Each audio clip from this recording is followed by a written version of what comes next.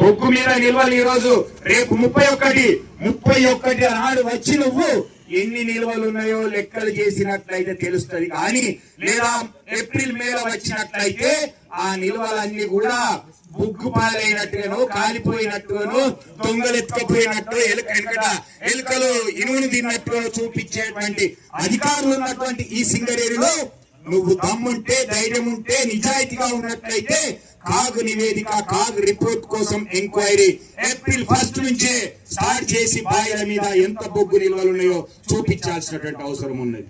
గత సంవత్సరం మరి ప్రొడక్షన్ కంటే ఎందుకు డిస్పాచ్ తక్కువ ఉన్నదో చెప్పాలి. 3.5 మిలియన్ టన్నుల బొగ్గు డిస్పాచ్ కాకుండా ఉన్నది. అంత తేడా ఇప్పటి వరకు ఏ సింగరేణిలో ఎన్నడైనా వచ్చిందా అని అడుగుతా ఉన్నది ఈ రోజు. కాబట్టి ఎవరైనా